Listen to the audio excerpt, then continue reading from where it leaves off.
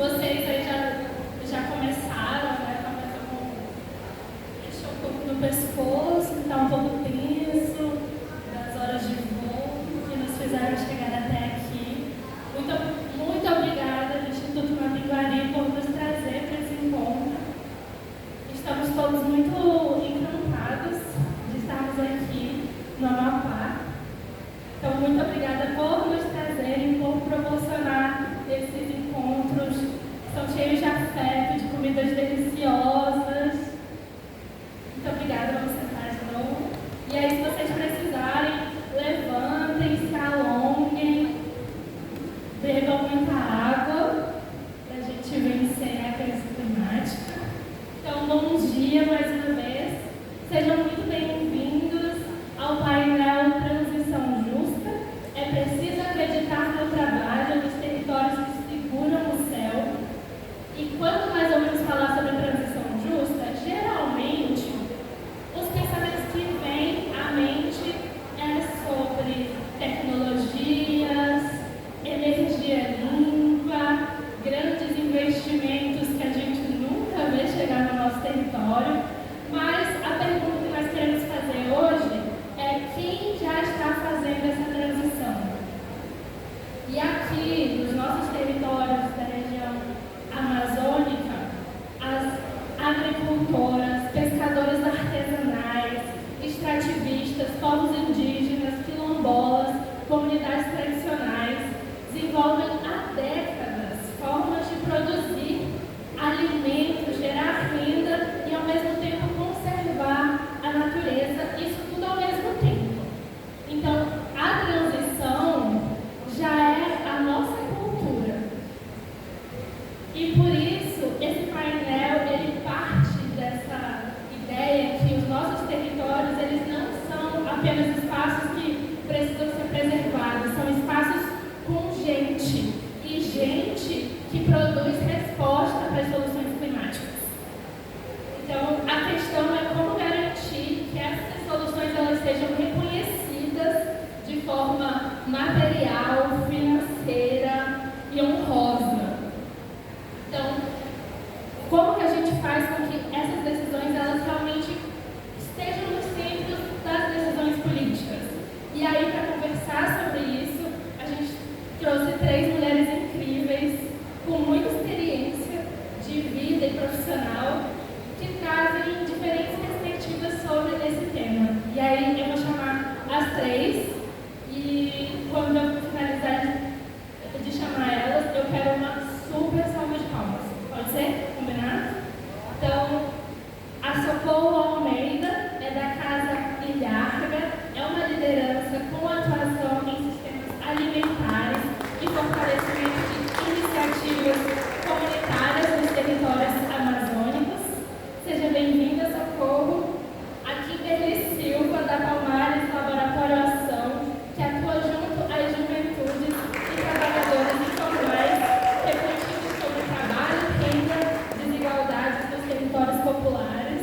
Bem-vinda, Kim. Podem escolher onde vocês se sentem mais à vontade, mais em casa para sentar.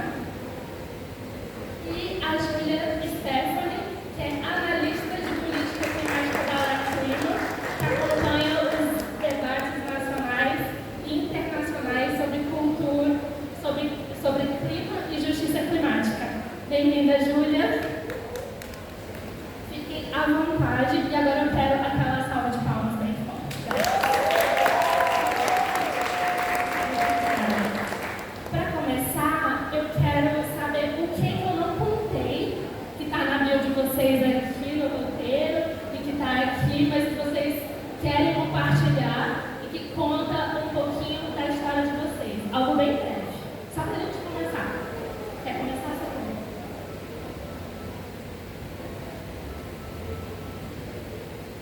Bom dia, pessoal. Obrigada por me receber aqui nesse espaço tão maravilhoso. Fiquei feliz. Obrigada ao Mapinguari e à Nara pelo convite. O que não está aí, que eu quero compartilhar com vocês, é que eu nasci às margens de um rio, que era o São Mulher Ribeirinha, um rio chamado Rio das Flores, município de Igarapé-Miri. E nesse rio eu fui educada,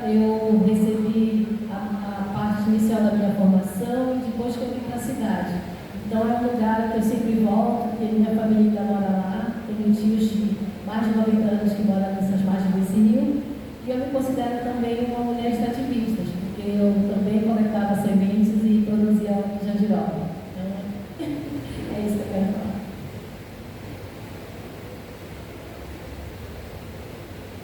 Bom dia, gente. Vocês vão chegar. Obrigada. Deixa eu falar pelo convite, a Nara e por aí pela execução desse evento, né? Cumprimento também, né, minhas queridas panelistas, organizadoras dessa mesa. Falar sobre o clima da erva com as pessoas, para mim, é sempre algo emblemático, porque é nisso que eu acredito, né? Nesse lugar que eu nasci. E o que eu queria contar aqui, é que eu que fiz essa roupa.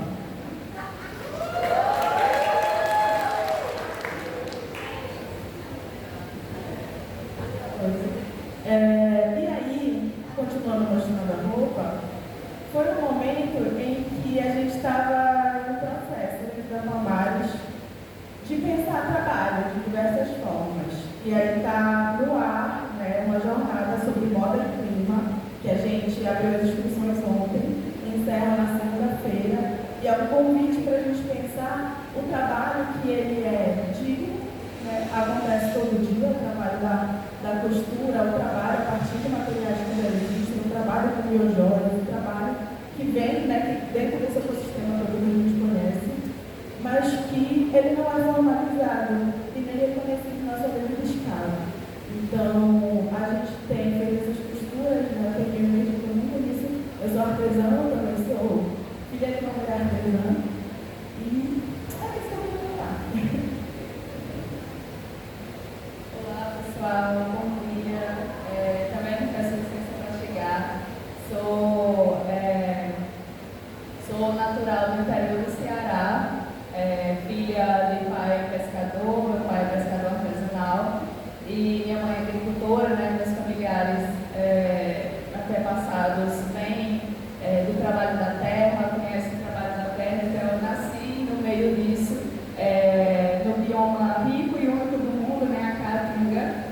Eu tenho muito orgulho de falar e de dizer, e estar aqui presente, né, na Amazônia, falar sobre a riqueza e sobre tudo que a gente quer possível para a gente, né, que nascemos no Brasil, nascemos nessa terra tão rica e que a gente quer proteger, a gente quer falar mais sobre ela, né, e eu acho muito incrível que eu agradeço também o convite do Instituto Mapinguari, é uma honra estar aqui pela primeira vez também no Macapá, estou muito feliz com tudo, e é isso. Obrigada. Obrigada, meninas. Bom, a gente vai começar esse primeiro bloco falando sobre como essa transição ela já acontece nos territórios. E aí, cada território traz as suas perspectivas, as suas potencialidades, os seus desafios. Então, vou começar com você, Socorro. Quando nós falamos em soluções para a crise climática, muitas vezes o debate se concentra nessas grandes tecnologias, grandes investimentos, mas olhando para os territórios onde você atua, o que já tem sido feito por agricultores, por pescadores, por extrativistas, por comunidades tradicionais e que deveriam ser reconhecidos como parte dessas soluções climáticas.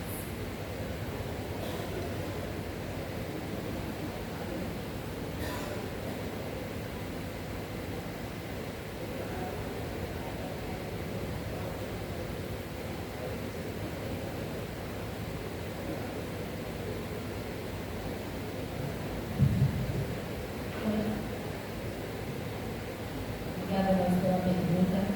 Eu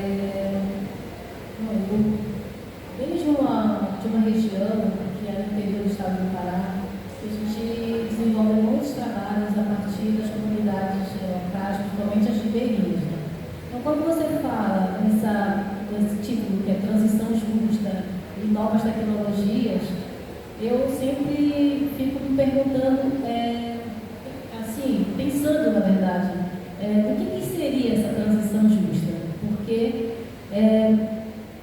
eu entendo e acredito muito nisso, a tecnologia ancestral, aquilo que nós já nascemos aprendendo, convivendo, sabendo, os agricultores, principalmente as mulheres, os extrativistas, os pescadores, todos já produzem uma tecnologia ancestral que ela é extremamente avançada e o que ela é extremamente moderna e que ela de fato é uma propulsora de proteção à sociobiodiversidade, de proteção inclusive ao clima, né? Porque se a gente fala do que as mulheres agricultoras fazem, produzem alimento, elas produzem semente, elas cuidam do solo, elas fazem plantios, isso tudo são afazeres cotidianos que são cobertos de modos de cuidado com a terra, de produção, de cuidado inclusive com o planeta, porque nesse fazer elas produzem o carbono, né, o carbono, e elas também promovem essa salvaguarda de todo esse patrimônio de conhecimento. E o que acontece? Não há esse reconhecimento efetivo, que é o que a gente já foi falado aqui, falado no painel anterior, falado ontem também, inclusive o professor disse sobre a agroecologia, que essa palavra que hoje a gente reproduz muito, mas que é de fato o que nós já produzimos antes, que eu chamo de tecnologia ancestral. Então, quando a gente pensa na Amazônia, né, de observar que muito que vem de fora vem para tentar nos ensinar aquilo que nós já fazemos com muita propriedade, então a gente precisa de fato se perguntar, será que esse ensinamento que vem, ele de fato vem para apoiar o que nós já estamos fazendo aqui, ou ele vem para querer modificar um ecossistema natural que já se sustenta e sustenta o céu, né? Se a gente for pensar no que você nos traz, sobre o que territórios que seguram o céu, são esses territórios, né, que seguram de fato o céu, porque já estão ali nesse desenvolvimento de ações que produzem e transformam vidas, geram renda, salvaguardam esses saberes e nos sustentam, né, enquanto seres. Então, é o que eu entendo com relação à questão dessa tecnologia moderna que vem e que às vezes nos atravessa, mas que no meu olhar, dentro daquilo que a gente desenvolve pelo Instituto Casa em Garra dos Territórios, na verdade é melhorar e registrar aquilo que já acontece lá, né? Que esse é o nosso papel. Porque muitas vezes essa oralidade ela vai passando de um para outro, às vezes ela para naquela pessoa que acaba nos deixando, ancestralizando. Então, quando nós chegamos nesse lugar, a gente promove sempre esses encontros de todas as gerações, crianças, jovens, idosos, homens, mulheres, que eles trazem dos seus quintais alguma representatividade daquilo que já fazem de cultura, e aí é nessa roda que eles se descobrem enquanto valor. E o nosso papel, na verdade, é de ficar trazendo toda essa conversa, esse descobrimento, redescobrimento, na verdade, entre eles, dentro de uma metodologia que depois a gente entrega. Olha, isso aqui que vocês estão fazendo é isso daqui. Então, com esse documento aqui, com esse estudo, com tudo isso que nós conseguimos detectar, vocês conseguem transformar isso daqui em geração de renda, conseguem transformar isso daqui num patrimônio de salvaguarda. Aí a gente se acerca de apoio do IFAM para fazer registro disso, para transformar em cartilhas, em manuais, enfim, de registro de patrimônio e tentar buscar a salvaguarda disso, né? E junto com isso também procurar políticas públicas de fato que cheguem nesses locais, que liberem acesso, né? Que liberem tecnologia mesmo, né? Dessa troca, né? Do conhecimento científico com o conhecimento do território e que melhorem também a situação do próprio local. Então, eu espero ter respondido o que você perguntou e auxiliado em você fez. Obrigada. Respondeu muito, Socorro. Eu fiquei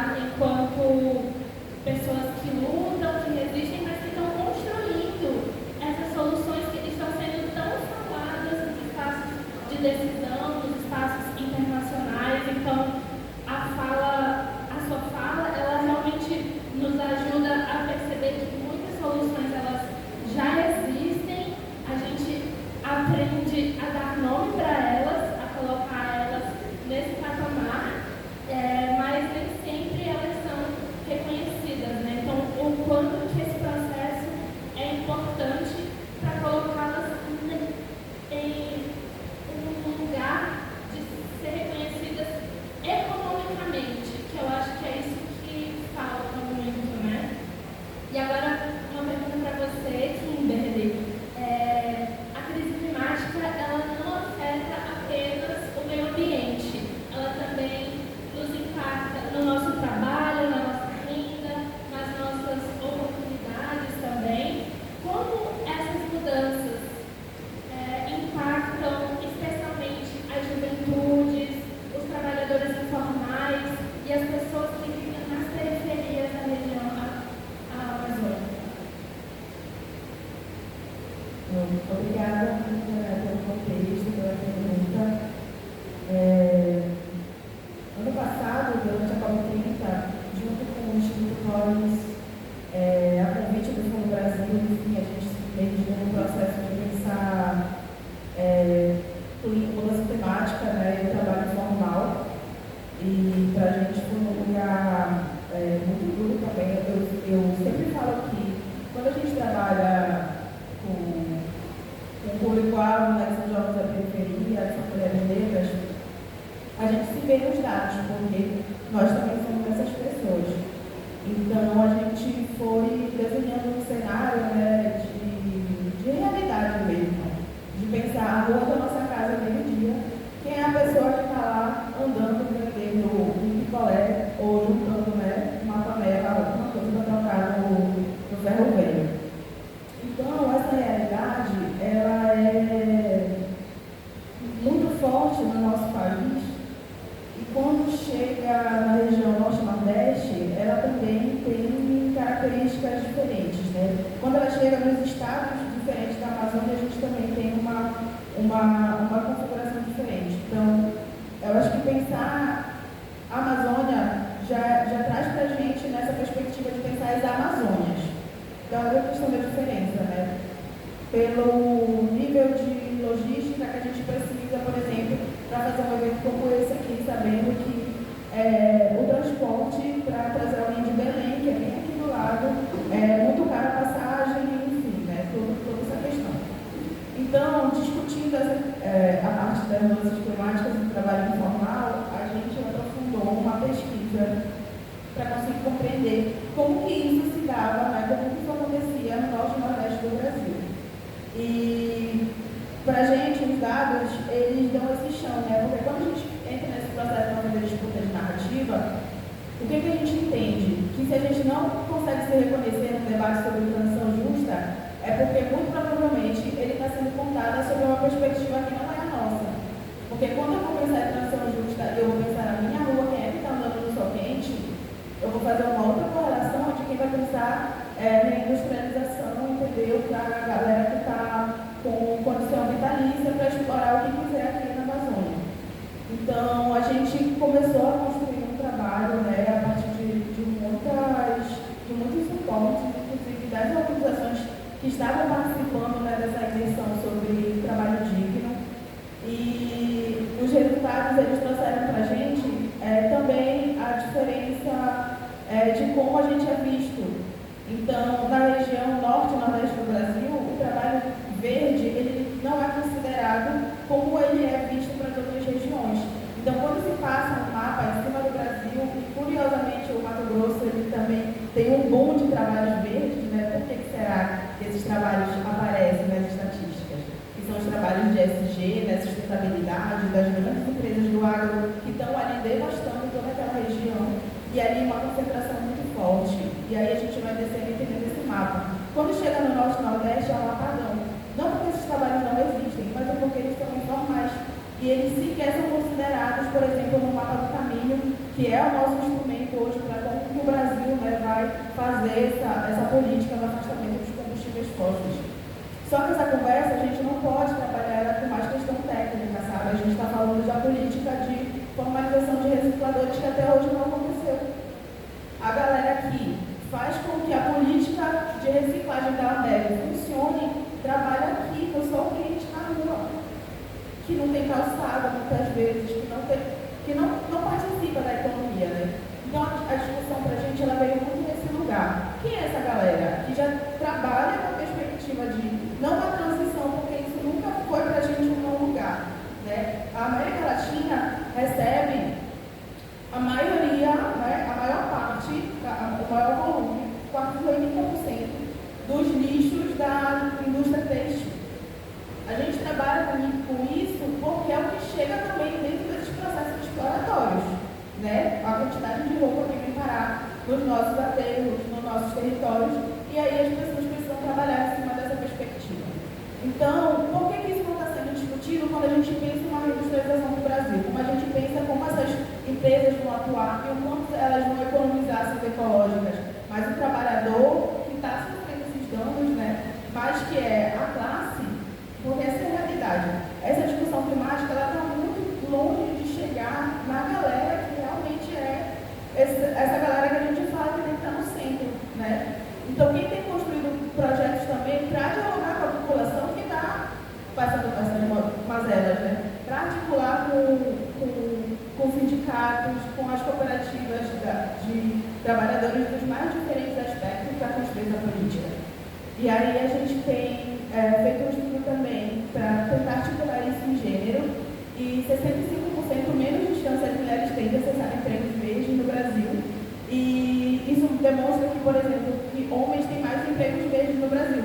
Só que isso não é realidade quando a gente olha para a nossa comunidade e a gente vê aquela mulher negra fazendo o processo da governança da água da comunidade, cuidando sabendo quem são as pessoas do território que estão com alguma questão de saúde, quem são as pessoas que estão grávidas, quem são as crianças. Então, não faz sentido a gente não ser visto dentro da perspectiva. A gente que trabalha com organização, com associação, nós não somos essas pessoas consideradas como empregos verdes nas estatísticas. Então, qual é a luta que a gente faz para que eu consiga entender que minimamente essa parte, ontem a gente estava conversando sobre a questão da pejotização do trabalho, né? E que a gente não tem participação na economia enquanto previdência, por exemplo. Se a gente não começa a construir isso, ser esperta para isso, até eu entender, mano, eu estou com calor na minha casa, eu não quero saber, sabe, se vai ter um imposto ou não na hora, eu só quero receber algum dinheiro para poder fazer forma da minha vida. Então, essa discussão ela é sensível, né? A gente também tem muitas camadas para explorar, são os mais segmentos diferentes, alguns com algumas políticas muito leis aprovadas, mas não implementadas, e outros que sequer são reconhecidos dessa maneira, né? Então, o trabalho que a gente olha não é para criar nada novo. A gente está olhando para pessoas que já estão aqui, a gente quer reforçar as que já estão aqui, bem como a Thalita trouxe, né, a questão da PEAPOS, que é uma campanha que uma Piguarite também faz há muito tempo junto com os territórios, e elucidar esses dados, porque são esses dados que refletem a nossa região. Só que a nossa região são pessoas, a gente está falando de pessoas, a gente está falando de muita gente, inclusive, que hoje não está na formalidade no Brasil, mas é a pessoa que deveria estar posicionada como central desses planos de transição.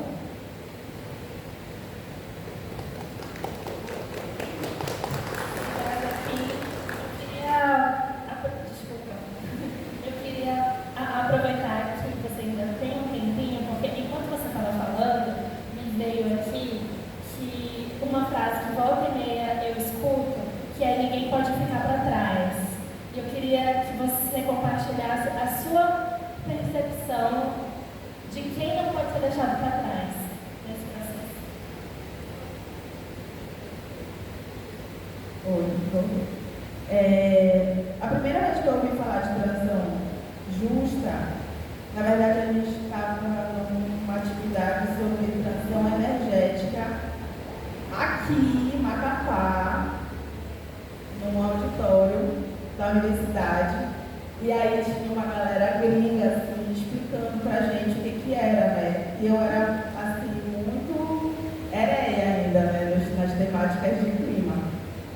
E, gente, eu não estava entendendo nada. Essa é a sensação de ficar para trás. Entendeu? E aí eu lembro que eu falei assim, não, mas eu vou entender. Eu vou entender. E aí eu só consegui entender melhor quando a gente foi para a Ilha das Cinzas, conhecer o trabalho lá da comunidade, né? Que com energia solar. E aí a gente viu os painéis e a gente viu os comunitários conversando. Então eu acho que, dentro dessa perspectiva, é que a gente nunca avança o diálogo sem colocar essas vozes com a gente, mas não num lugar figurativo, né? A gente está dentro do processo agora de disputa eleitoral e a gente não tem coragem para se colocar nesses cargos devido à violência, entendeu? E aí eu acho que isso para a gente é muito caro e que tem que ser reforçado, né? Então a gente também precisa entender que os nossos projetos, eles precisam impulsionar as nossas pessoas, nossas lideranças para esses espaços políticos. Senão, constantemente a sensação de atraso fica, porque lá onde as coisas são decididas, a gente também não está. Né? A gente estava fazendo uma pesquisa, beneficiou uma única vereadora negra. A gente está tentando entender como é que vai ser essas eleições agora, porque a escolha entre o ruim e o pior. E aí, essa é a sensação de ficar para trás também. Dentro de um contexto eleitoral, a gente não consegue se ver dentro desses espaços políticos e a gente não consegue propor. Né? Eu acho que uma das coisas que a gente também estava conversando nesses dias é que a sensação de Belém pós-COP é a sensação de ficar para trás de novo. Porque a COP sai com todo o holofote que está em cima, o financiamento sai e as pessoas continuam. E as pessoas não podem tomar o banho no rio, que está poluído. E as pessoas não podem acessar o mercado de São Brás porque está cercado e agora não tem mais a batalha lá, que a Roberta estava falando. Então, é uma série de dores que fica, e essa é a sensação de ficar para trás. Que não há um avanço de fato significativo que vai trazer algo que fique, né? Que continua dentro desse processo de performar que a gente realmente está avançando em justiça climática, enquanto as pessoas não podem tomar banho no rio.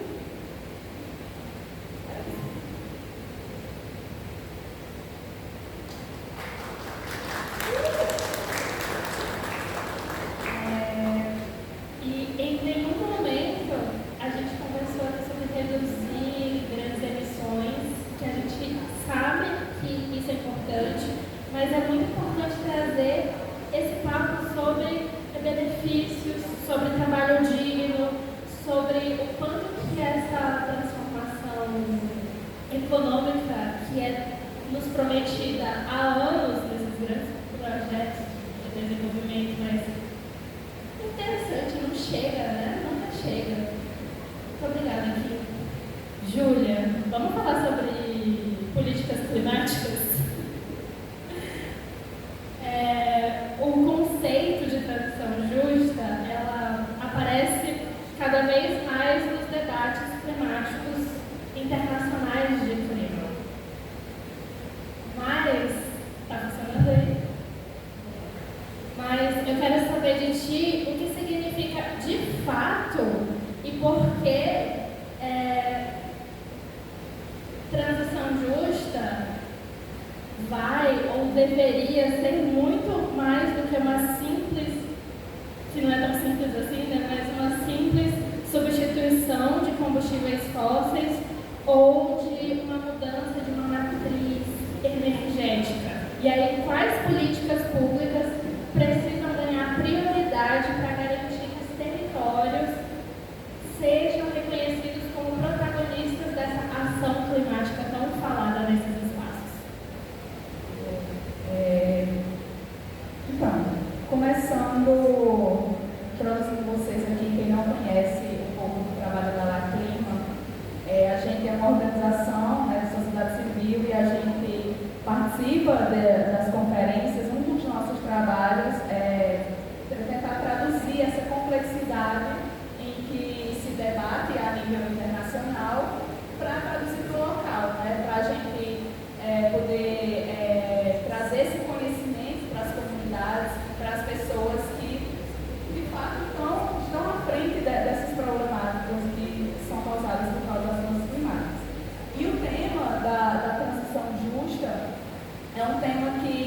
primeiro, como você perguntou, né, o primeiro ponto a gente pensa que é uma transição voltada para a questão da energia, né? Seja mudando as fontes de energia, saindo dos combustíveis fósseis, mas de fato a transição ela envolve todo o processo da economia, né? Desde a partir da agricultura, lá na parte do plantio, até a parte de reciclagem, né? De resíduos, da parte final. E todo esse ciclo, toda essa cadeia, né? Ela faz parte desse processo de transição. Então, quando na COP30, como o nosso colega aqui falou, existe uma decisão feita foi sobre o mapa do caminho, né? O mapa do caminho que fala sobre esse processo de transição longe dos combustíveis fósseis. Uma questão engraçada essa semana eu vi com a Marina Silva falando um pouco sobre essa questão de longe dos combustíveis, ela falando longe para onde? Para Marte? Para outro planeta? Para onde que a gente vai levar isso? Então, é todo um processo de entender, né, essa cadeia e como instituto de pesquisa, como também pesquisadora e educadora climática, é importante e que a gente possa fazer com que mais pessoas entendam esse processo, né, e a importância disso dentro dos seus territórios e como que isso entra no meio dessa cadeia para poder participar desse processo e garantir seus direitos através disso, né? Então, essa discussão de inclusão de política, essa inclusão dessa pergunta sobre a política pública voltada à questão da transição, e que quando a gente se traduz nessas decisões que são feitas internacionalmente, então aqui falando para vocês sobre como que essas decisões do mapa do caminho, a decisão do mecanismo de transição justa também, que foi discutida durante a COP30, como que isso vai chegar localmente, né, que é o que importa para a gente que está aqui nos territórios. Então, essa decisão ela vai ser levada através da política pública, e essa política vai ser desenvolvida através dos nossos representantes que estão no legislativo, no executivo, no judiciário. E, então, como que, de maneira prática, como que a gente promove um processo participativo e garantir esses direitos para trazer essa política pública que é discutida internacionalmente para o nível local. Dentro do processo, né, trazendo uma questão mais processual de como que funciona, existem as leis, né? Então, por exemplo, a lei, é feita uma lei que vai, essa lei é sobre desenvolver uma transição justa para os territórios. Essa lei ela vai descrever um contexto geral de como é essa transição. E quem vai fazer essa implementação dessa lei são os decretos, são as regulamentações, as resoluções que vão estar abaixo dessa lei em processo de implementação. Isso entra na questão da participação, porque e também da importância da gente saber quem está lá para desenvolver essa lei, pois a partir dessa lei existem diversas interpretações, né, de como que isso vai ser implementado. Através desses decretos e resoluções, a depender de quem está desenvolvendo, pode trazer menos ou mais benefícios, principalmente para quem vai estar necessitando dessa transição. Então, é interessante, dentro desse processo, dessa cadeia política, a participação ativa dos territórios, né, para a gente poder participar desse processo de implementação, garantindo as nossas salvaguardas, os nossos direitos, a repartição de benefícios que é exigida dentro das atividades que são feitas nos territórios. E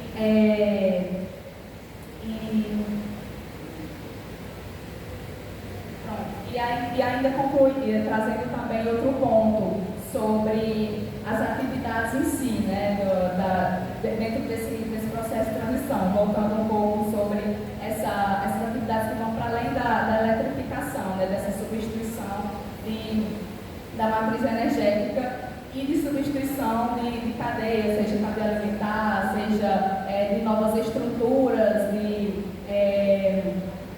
urbanas, seja modos de como fazer agricultura, de como produzir alimentação, de como, enfim, todo esse processo de como gerar resíduos.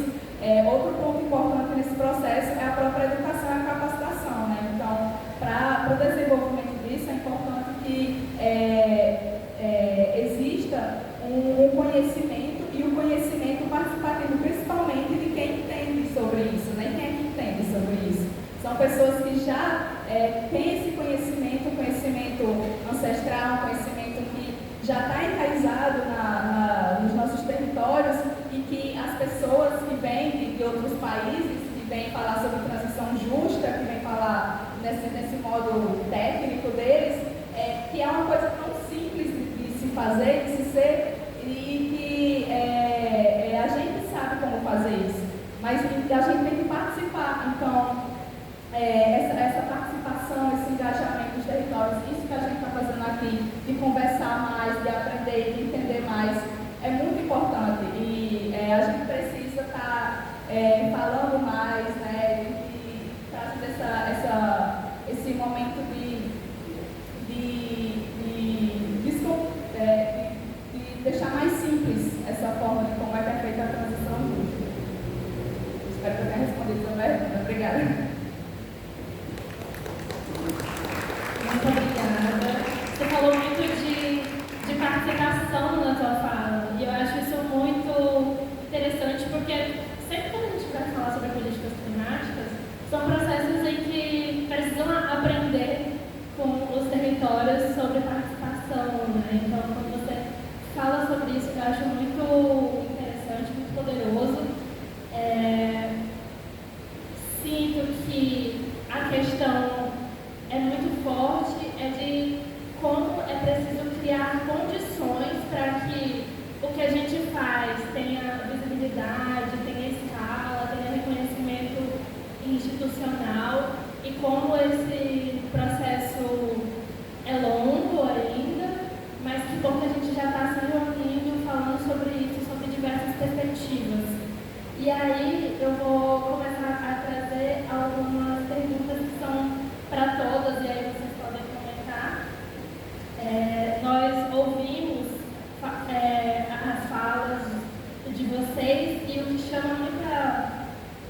E eu quero saber o que chama mais atenção de vocês nas falas umas das outras, e quando nós pensamos nessa relação entre trabalho territorial, redução das desigualdades e o enfrentamento à crise climática. Qual é hoje o maior obstáculo para que as soluções produzidas nos territórios sejam reconhecidas como central na política climática brasileira?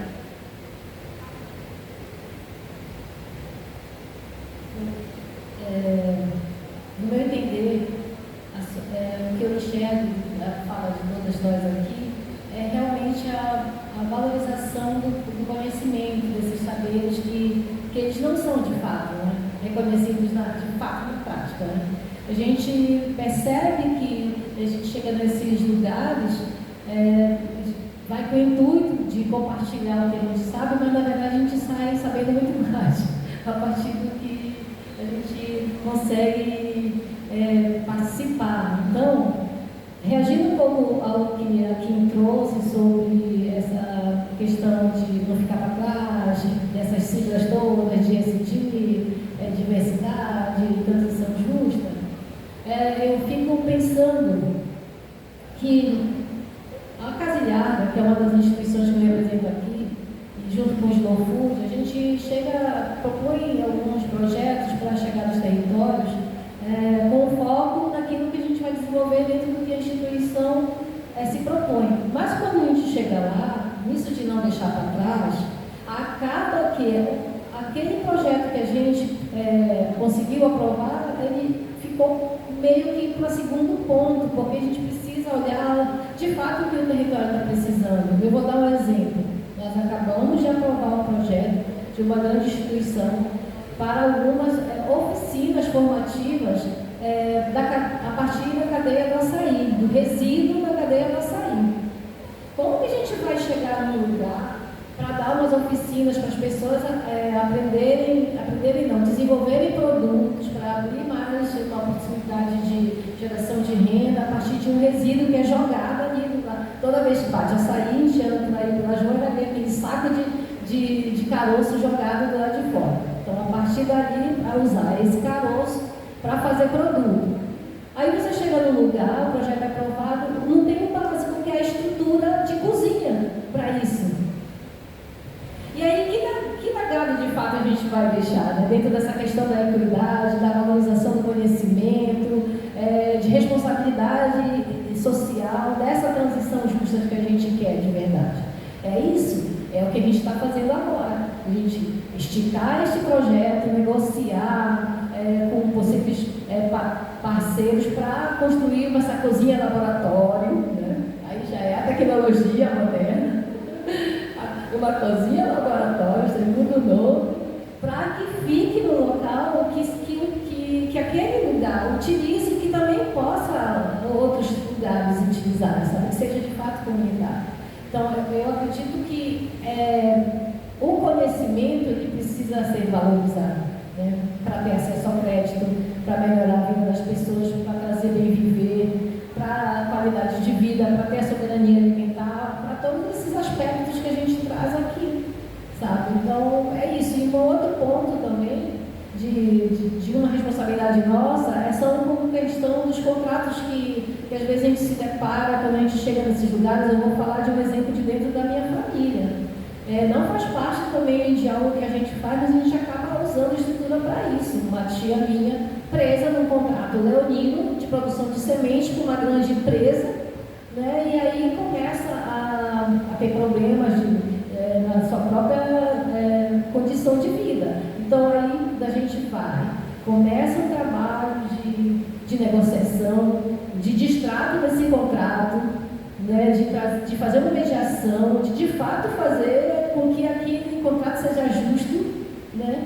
Que as pessoas não fiquem presas 10 anos no contrato de produção de semente, de ter que entrega, sendo que tem que respeitar o período da própria árvore, né? Da produção disso, que não é assim, uma monocultura, tem que entrar no meio da floresta com várias outras árvores, que é isso que a indústria não consegue entender e quer insistir em produzir. Então, para nós, todo esse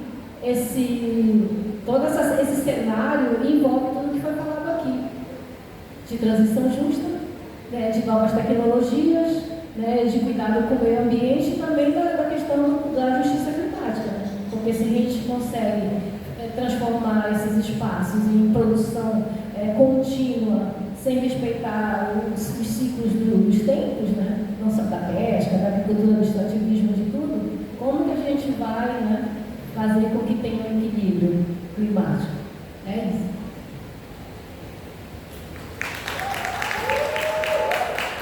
Obrigada, Socorro. Eu amei que, mesmo falando sobre transição justa, tu trouxesse o ponto da adaptação dos projetos, que é muito necessário fazer essa flexibilidade, essa conversa para entender o que faz sentido ou não para o território. Eu quero saber de você aqui sobre esses obstáculos em busca desse reconhecimento para o que a gente já faz.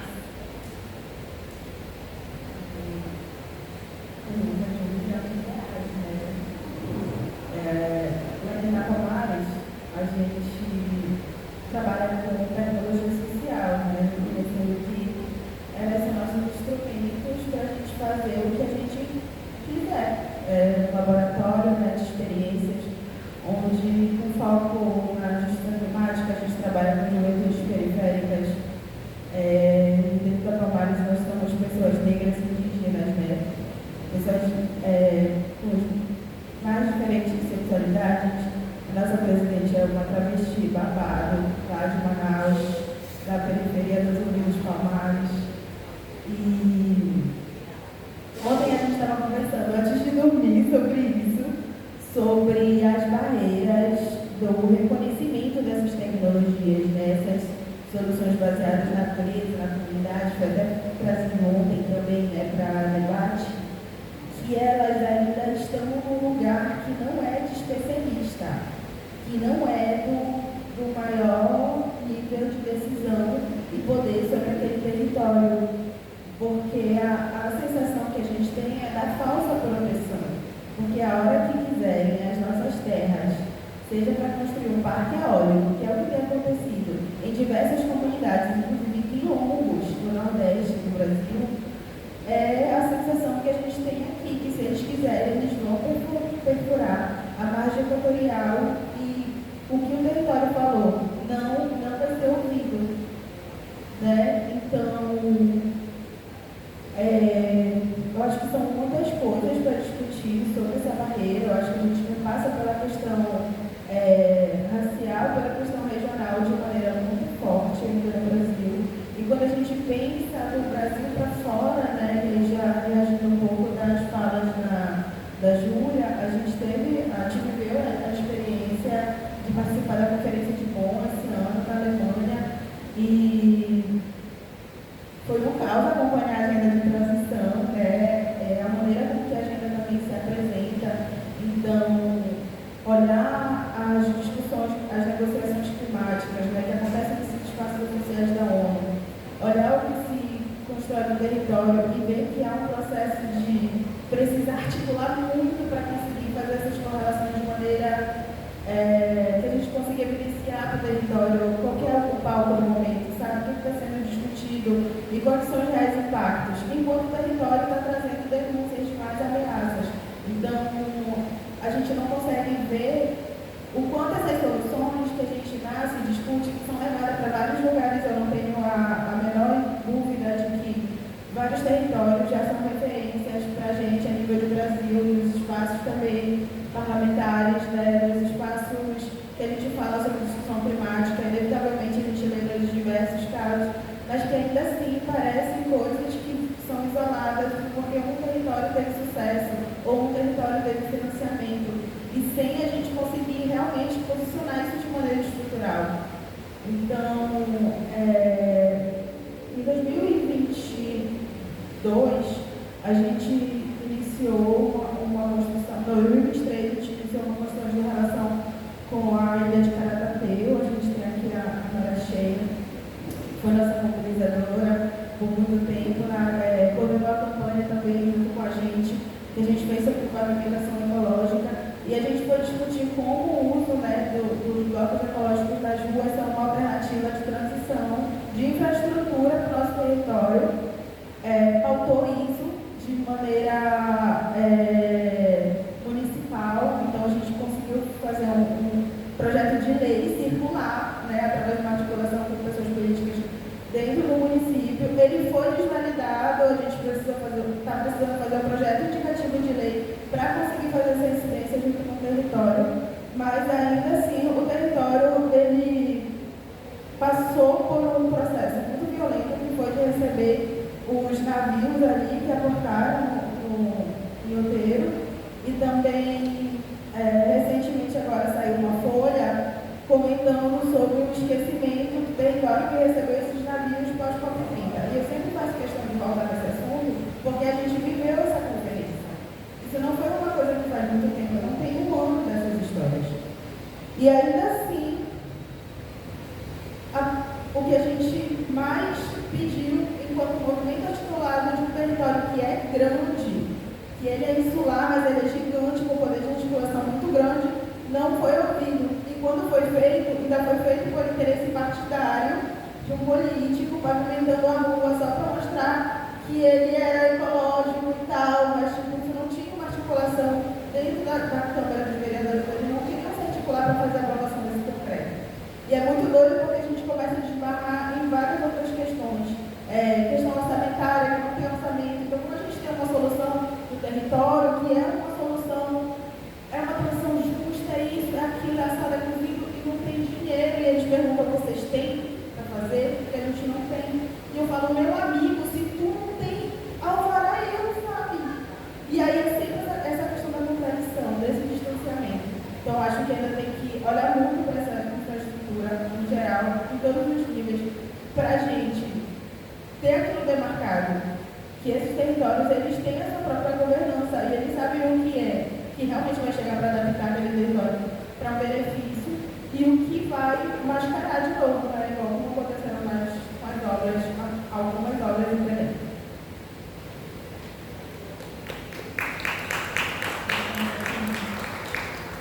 Júlia, você é a nossa espiã nas salas de negociação.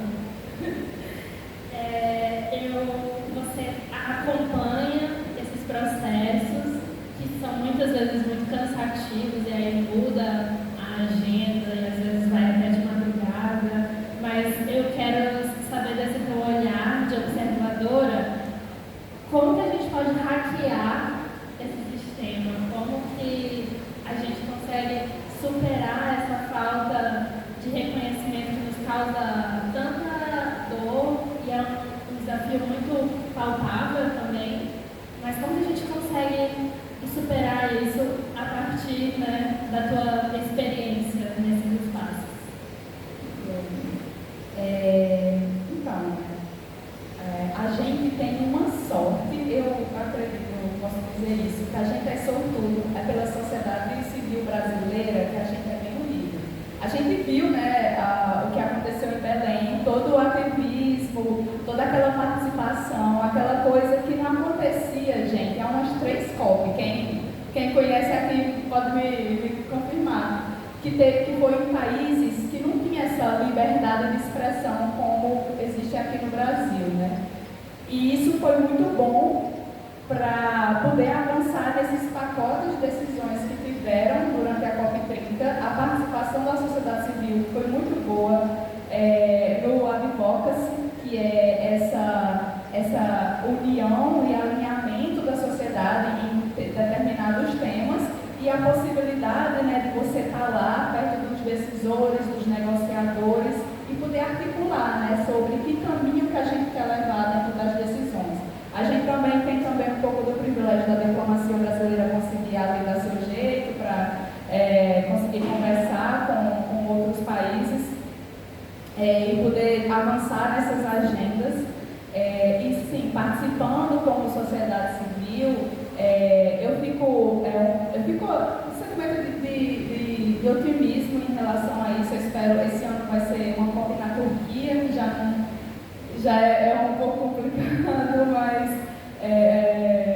eu acho que a gente também, né, como sociedade civil e como ativista e como pessoas que não vão desistir tão fácil dentro dessa luta, de tentar incluir nomenclaturas específicas, como por exemplo, na COP30, povos quilombolas, comunidades quilombolas, que não há COP30, se eu estiver enganado, mas foram tentar incluir um trecho de decisão, né, são nomenclaturas importantes para se reconhecer pessoas, seja de gênero, de raça, de etnias diferentes. Então, é importante que esse reconhecimento seja feito nos textos para que isso possibilite também, quando for no processo de elaboração da política nacional, da política pública, esses territórios também sejam incluídos, sejam respeitados e que tudo isso esteja no conjunto, né, do desenvolvimento da política. Então, quando há alinhamento, quando há participação nesses ambientes internacionais, a sociedade civil é extremamente importante para levar as vozes daquelas pessoas que ficaram nos territórios, que ficaram na luta aqui nos territórios nacionais, e para que esse reconhecimento de certas atividades e de comunidades específicas sejam incluídas, né? Então, é muito legal e assim, eu particularmente fiquei bastante feliz com o que aconteceu na COP30, de a gente mostrar para o mundo como é que como é que é o nosso engajamento, né? E de outras organizações, de outras comunidades do restante do mundo, enxergarem e também se inspirarem um pouco na gente e a gente construir em conjunto, né? E levar cada vez mais esses nossos interesses, esses quereres da gente para dentro daquelas decisões. É isso.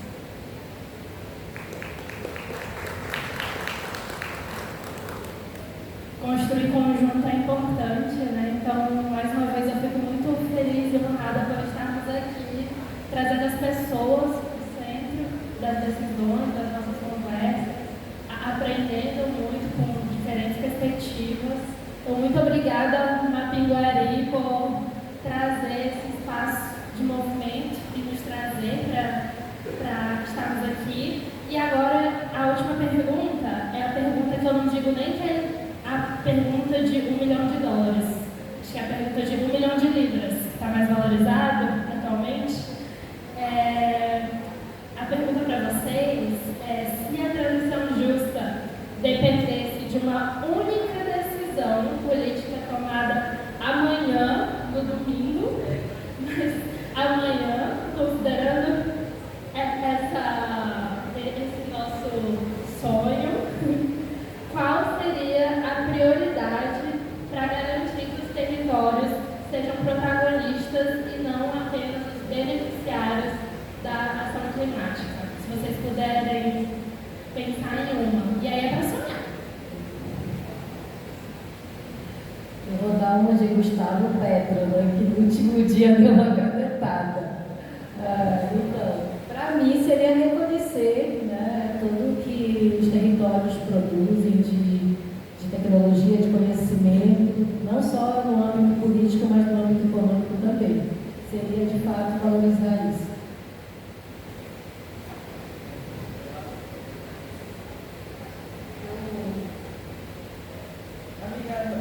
Vocês elogiam muito a legislação brasileira, né?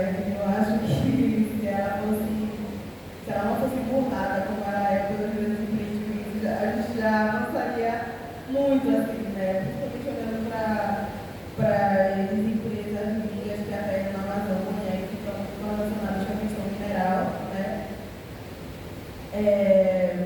Mas eu olharia para as políticas de formalização de empregos verdes, né, que são empregos sustentáveis. Nós estamos trabalhando na informalidade. Eu acho que fortalecer essa legislação é fortalecer políticas antirracistas, porque a gente sabe quem são essas pessoas, onde elas vivem, qual é a renda que essas pessoas têm, ou melhor, qual é a renda que essas pessoas deveriam ter e não ter. Então, acho que eu olharia para isso.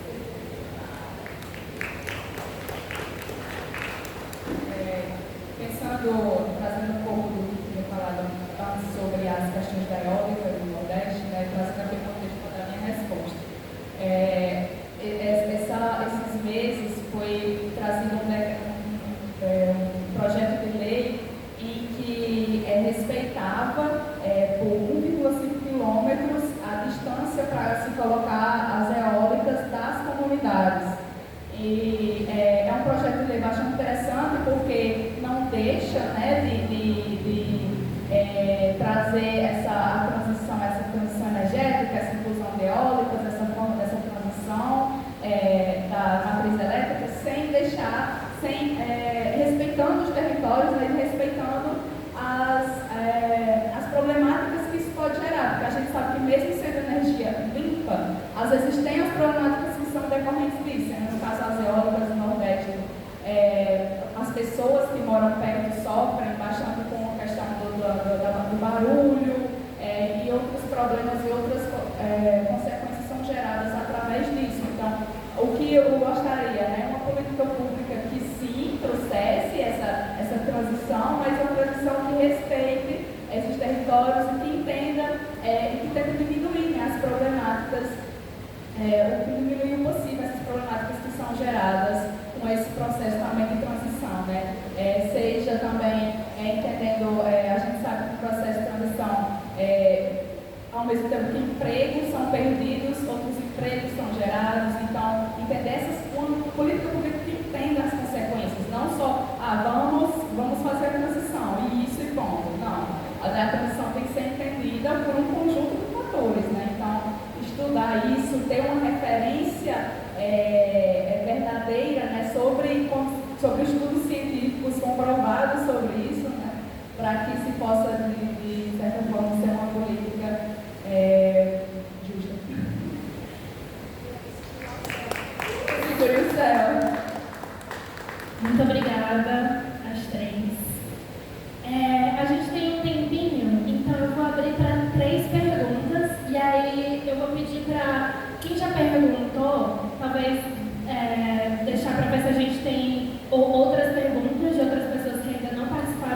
desse processo de troca. E aí a gente faz as 3 perguntas, e aí eu vou pedir para vocês serem concisos na hora de perguntar, de considerar. E a gente faz as 3 e depois a gente traz para vocês para a resposta. Tudo bem? Eu já vi a mão da Léo levantada. Quem mais? E o senhor ali que perguntou também nos outros dias. Bom dia, obrigada a todas. Leonildes, Léo, eu queria perguntar para a Júlia, já que a Anaís contou que você é escritora. Eu sei que a gente está no processo a nível multilateral, de convenção, do trabalho em nível do grupo de trabalho da transição justa. Então, um pouco das suas expectativas sobre a COP31 e da Turquia, né, em relação a esse tema, e também se você avalia que há riscos em termos do processo de negociação, de não haver uma conexão entre a agenda de transição justa e adaptação. Obrigada.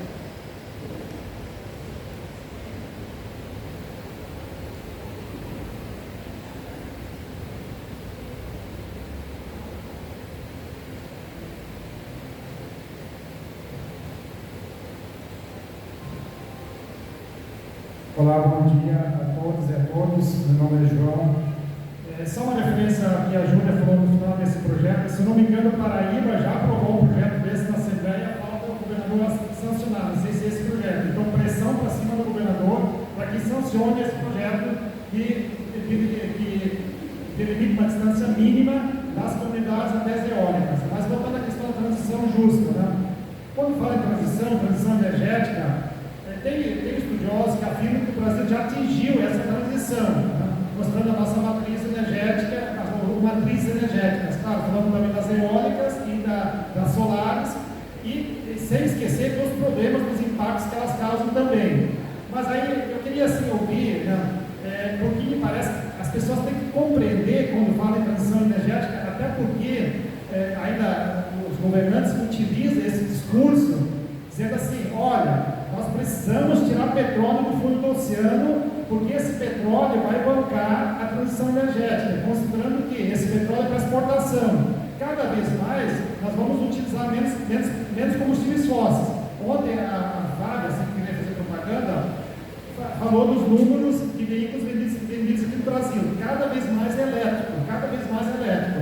Aos poucos, vai diminuir esse consumo de petróleo, de combustíveis fósseis. Então, esse petróleo é para exportação, até porque o Brasil hoje é um dos grandes exportadores de petróleo. A balança comercial de 2024 já colocou o petróleo em primeiro lugar, passando até a soja. Tudo é commodity, tudo é preço estipulado lá fora, é problema. Bem, então, assim, para nós compreendermos bem essa questão da transição, ou esse discurso, eu acho que isso tem que ser desfeito, esse discurso hipócrita de governantes, né? Não, vamos tirar petróleo do fundo do oceano, vender, ganhar dinheiro para bancar essa tal da transição que muitos afirmam que nós já alcançamos. É isso, eu queria ouvir um comentário em relação a isso. Obrigado.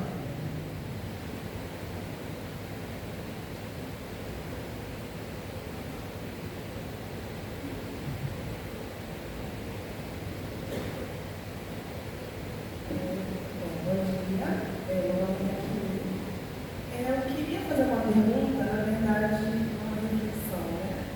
No começo foi falado que a transição justa, ela envolve todo o processo da economia. Então, eu gostaria de saber a perspectiva, né, de vocês em relação a esse tema e a outros temas quando a gente pensa no trabalho, né? Por exemplo, pensando numa perspectiva mais diversidade, né?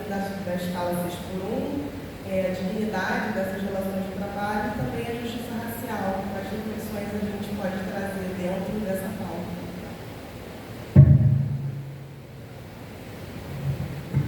Muito obrigada pelas perguntas. Acho que a gente pode começar com você, Júlia. Contar. Muito boas perguntas.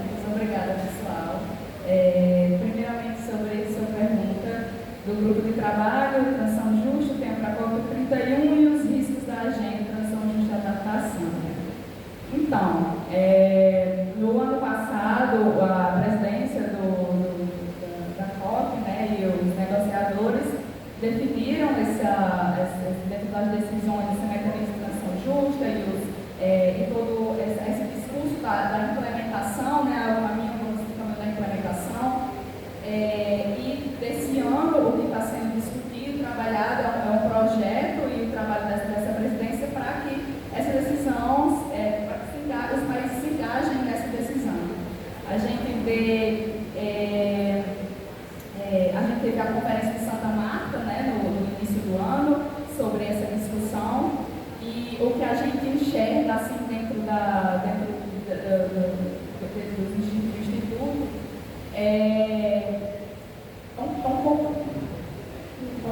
pouco engajamento em relação a esse tema, até porque é um tema complexo, né, que vai envolver principalmente o interesse do afastamento dos combustíveis fósseis dessa discussão, porque a gente sabe que ainda há uma dependência muito forte sobre isso. Né? Então, quando o interesse de muitos se vai contra no caso, esse interesse dessas pessoas que possuem, que estão dominando de certa forma a economia e há países que são dependentes sobre isso, é uma discussão que tem certa dificuldade de ser avançada. Né? Para a COP31, a gente tem essa esperança que realmente se discuta mecanismos mais efetivos e uma forma de implementação mais efetiva, né, sobre isso. E assim, a gente vai acompanhando essas discussões, espera que na COP31, de fato, esse tema volte à tona, que tanto a presidência da Austrália, né, e da Turquia, que estão organizando essa COP, possam coordenar em conjunto e desenvolver mais essa agenda a transição justa, a discussão sobre transição justa e adaptação. É basicamente isso. A transição justa, o objetivo dela é fazer também com que sejam melhorados os mecanismos de a adaptação dos processos econômicos. Né? Então, essa discussão entre adaptação e transição justa está dentro desse grupo de trabalho, desse processo de implementação, e o que a gente enxerga de risco.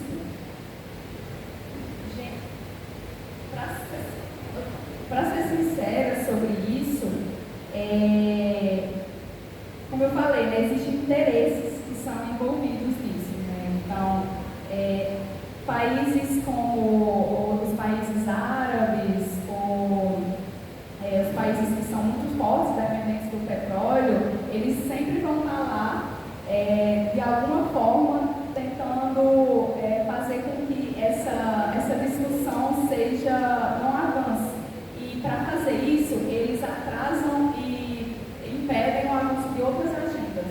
Então, é muito complicado dentro da diplomacia e desse processo de negociação internacional compreender esses interesses, tentar fazer que essa transição justa e adaptação seja introduzida, mas de forma que outros interesses não sejam perdidos no caminho. Então, realmente é algo que a gente tem que ficar acompanhando e é isso. Sobre o processo da economia, da transição justa no processo da economia, da pergunta aqui, então,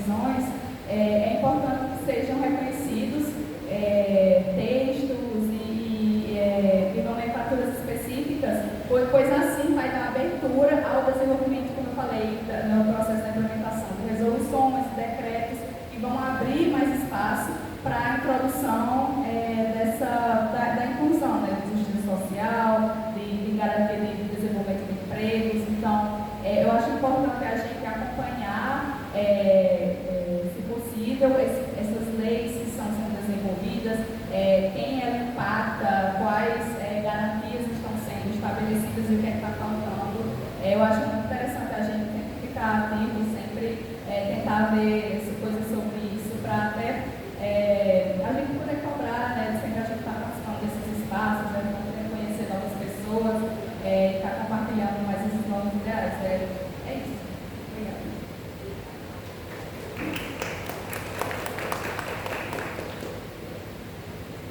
Vou pedir para aqui trazer então a questão da sua pergunta sobre trabalho digno e a relação com as questões raciais. Então, a gente, inclusive, essa jornada de moda e clima que a gente vai ter agora, a gente estava trabalhando com matéria-prima, que foi um bandeirão que a gente estendeu durante o jogo do domingo, contra a escala 7 por 1, né? 7 por 1 com a torcida do Remo, né? A reunião racista, a torcida organizada. E a gente levou essa discussão para a galera, né? Eu acho que a gente ouve opiniões de muitos lugares que deixa de articular com a nossa sociedade, né? Com as pessoas que fazem mais diferentes coisas. E aí, nesse processo de emergir dos mais diferentes trabalhos, né? Mas que estão na informalidade, eu queria trazer um texto com relação à questão da economia da nossa pesquisa, né, sobre o trabalho verde no Norte e Nordeste do Brasil e o potencial, né, da revitalização verde, olhando a partir dessas pessoas. O aumento de 10% dos empregos verdes por 100 mil habitantes está associado a um número crescente de 1,76% do PIB per capita do município. A gente está falando de um aumento de 10%, de algo muito pequeno, né? E uma melhora de 2,57% no índice de progresso social, ainda esses mesmos 10%, né? Através de uma análise também a gente consegue ver o índice municipal de vulnerabilidade climática, ele diminui cerca de 0,007%. Ainda assim é um número que só para 10% dos trabalhos fomentados. Então a gente olha também para essa perspectiva não da criação, né, desses empregos, mas da formalização, dos que atendem esses mesmos critérios, né, e que a gente olha para essa ocupação desses cargos. Nessa pesquisa também tem um dado que surpreendeu a gente, é que mais de 70% das pessoas que ocupam cargos verdes formalizados são pessoas negras, né, mas a maioria são homens. Só que quando a gente olha para a informalidade, é quase 90% de pessoas negras.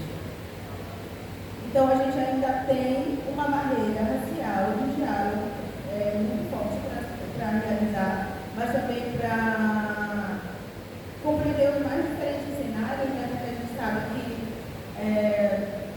a questão do extrativismo na Amazônia não é igual ao que as pessoas trabalham de maneira informal nas periferias do Brasil, nas periferias da Amazônia.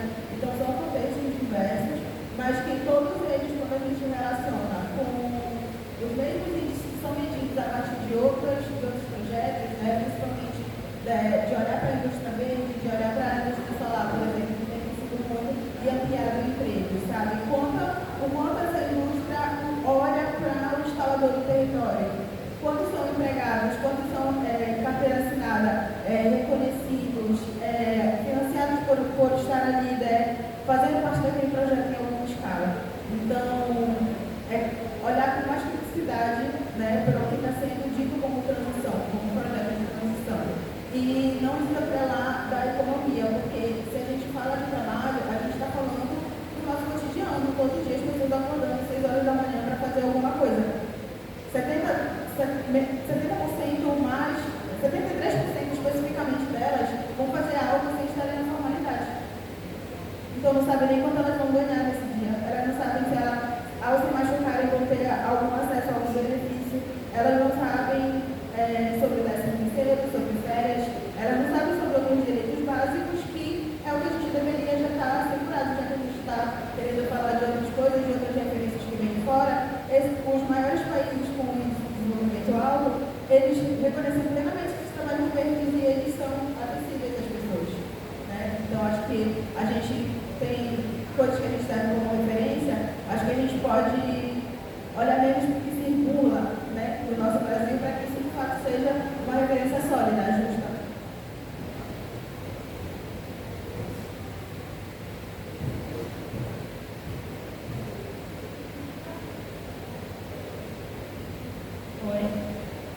E é muito bom quando tu traz números, Kim, e eu fico pensando o quão é importante o recurso para a pesquisa chegar nos nossos territórios, porque são dados que vocês captaram e construíram, que por trás mostram a realidade das pessoas que estão à margem, né, que estão invisíveis, né, e são os nossos territórios que vão olhar para isso e transformar isso em dados que nos apoiam na nossa incidência, né? Então, o quão importante é esse recurso da pesquisa chegar para os pesquisadores pretos, para as comunidades, né?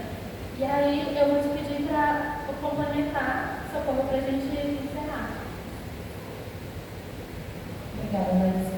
Reagindo um pouco ao que o senhor falou sobre a questão energética, eu não sou especialista nesse assunto, mas, no meu entender, eu fico perguntando se de fato existe essa justiça, transição justa nesse sentido, porque para quem que serve? Quem que beneficia com isso? Porque se o entorno, normalmente a gente escuta muita reclamação de barulho, de poluição ambiental, várias coisas assim. Então, em Belém, inclusive, a gente está prestes a receber um espaço dentro de um bairro carente, que é o Barreiro, sem que houvesse uma escuta, de fato, da região, se vai implantar esse data center lá.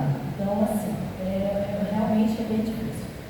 E com relação ao que ela perguntou sobre a COP, eu vou trazer a minha participação, no caso, junto com várias instituições, especificamente da parte da alimentação. Eu acho que é um dado super importante que inclusive, é bom informar as pessoas como que o andamento disso, né, de toda essa construção de 2 anos, uma iniciativa chamada Na Mesa da COP30, não sei se alguns ouviram falar, as 2 instituições que eu represento participou dessa construção desse projeto, que nós conseguimos colocar o restaurante lá na Zona Azul da Sociobio, servimos mais de 90 mil refeições agroecológicas, vindo a maioria, quase 100% da agricultura familiar, trazendo uma diversidade muito grande de comida boa, limpa e justa no prato das pessoas ali, né? Então, o compromisso em bom, agora em junho, do presidente da COP, né, foi de institucionalizar essa iniciativa e fazer com que a diplomacia brasileira siga incidindo em todas as outras COPs. Vejam, uma iniciativa do Brasil que trouxe toda essa movimentação para dentro desse espaço e incluiu a alimentação também nessa pauta climática, não só de gênero, de afrodescendentes, mas também a alimentação. Como que até então 30 COPs não fala de comida, tem uma relação direta com a comida. E aí a Turquia, recentemente, também se comprometeu em valorizar a produção local, com menos desperdício e mais transparência, né, a partir desse movimento que nós estamos e vamos continuar incidindo. Então, assim, no site do Instituto Regenera, tem um relatório que foi publicado chamado Como Alimentar uma COP e Outros Eventos Globais. Está disponível para download lá. Nós foi produzido esse relatório com todos os dados daquilo que foi trabalhado na questão da alimentação antes, durante e como vai seguir. Essa acho que é uma contribuição. Também estivemos juntos na construção da alimentação da Cúpula dos Povos, que foi um movimento autônomo que aconteceu durante o período da COP, que também alimentou quase 100% com comida da agroecologia, pelo PAA, com uma comida também super diversa, trazendo carne de bode, produto de manejo, mais de 400 litros de açaí servidos e uma comida incrível que foi gratuita, café, almoço e janta, todos os dias, 45 mil refeições, sabe? Com pessoas trabalhando na cozinha, a maioria mulheres de vários movimentos sociais, do Brasil todo, da América Latina e de outros países também, recebendo por esse trabalho. Não foi um trabalho voluntário, nós conseguimos aprovar esse recurso para isso. Todas as pessoas que trabalharam nesse espaço, para quem esteve na Cúpula dos Povos, trabalharam e receberam um cachê, a gente pode falar, uma diária justa, se alimentando também. A Cúpula vai incidir também em todas as outras movimentos que falam de clima pelo mundo, se tornou um movimento global. E aí o encerramento da Cúpula dos Povos, que diretamente nós trouxemos o banquetaço, que é uma tecnologia, né, social, que veio muito a partir do movimento do Slow Food. Encerramos a cúpula 3.000 refeições, produzidos por 8 coletivos de mulheres quilombolas, mulheres ribeirinhas, que receberam também pagamento para isso, para trazer esses alimentos dos seus territórios. Essa comida que foi distribuída e também foi um ato político para nós falarmos sobre o que a alimentação representa e como ela de fato transforma e ela produz igualdade, produz trabalho digno e produz resultados, né? Então, são essas as contribuições com relação ao que você também falou, sobre a questão da inclusão do trabalho, né?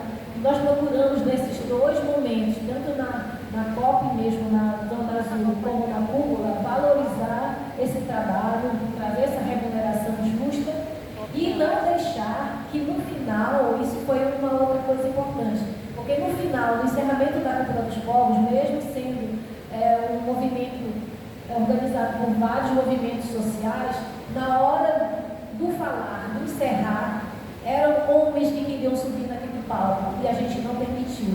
Permitiu que cada mulher que produziu aquele alimento, que levou para lá, que de fato subisse, fosse falar como que foi toda aquela construção.